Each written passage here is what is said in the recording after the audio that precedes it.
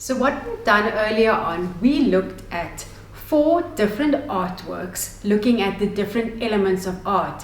What we are going to do now with Andrew Putter's work, Flora Capensis, is we're going to look at one artwork and all the elements of art. So we're going to analyze this large-scale photograph, but it looks like a painting. It's mimicking a painting, and we're going to look at it in terms of line, color, form, shape, and texture. So if I look at this artwork, Richard, I see these warm floral colors in this bouquet. Over here you can see in the pincushion, I see oranges and light yellows. Over here I see peach colors and pinks. Over here in the clavier, I see light peach with darker areas of orange.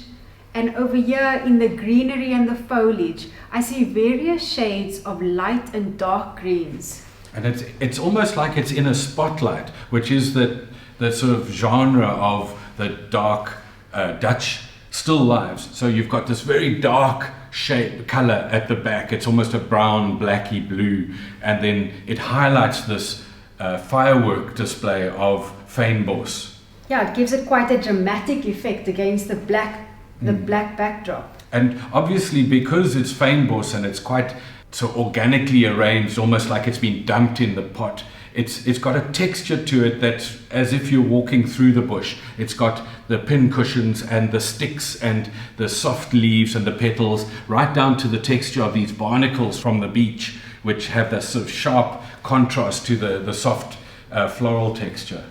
And if we were to talk about shape, earlier on we mentioned that you get geometric shape like the triangle, the rectangle and the circle, and then we also get organic shapes. If you were actually to take a pen or a pencil and mark out shapes that you recognize, I would maybe say that over here I see a few circles. Over here in the clavier I see almost a triangular shape forming. Over here in the vase I see a circular shape forming as well. And the shapes all go into forming this very balanced composition of the chaotic elements of the flowers. So the lines that come in are also quite specifically directing the eye into the middle and then out onto the sides of these flowers with tiny little detailed lines and broad brush strokes of the leaves, right through to, again, the sort of large textured surface of the table that it's sitting on.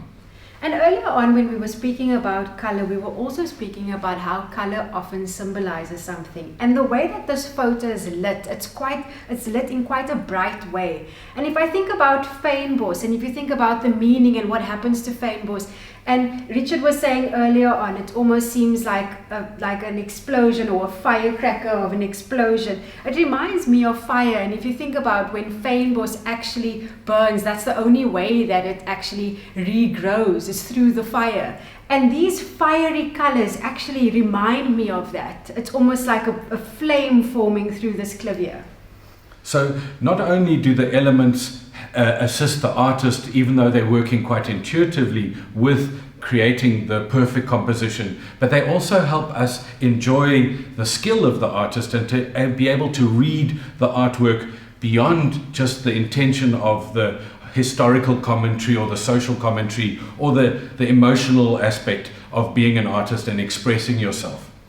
So I think what we realize today, in the way to enjoy artwork, is almost nice if you understand the little pieces or the ingredients that bring an artwork together. That's the way that you enjoy it, and you can start to decode it and really look at it closely. If you start looking at it in bite-sized chunks, because it can be quite scary to look at an artwork and try to understand it and be like, oh, I'm not too sure what's going on. But if you look simply at the color, the texture, the shape and the line, you can start to decode these messages and make sense of the picture that you're looking at. Now, Yentl, I'll always use that phrase that you said, what do you see? When you're standing in front of an artwork, describe what you see. Simple, color, shape, form, line, texture.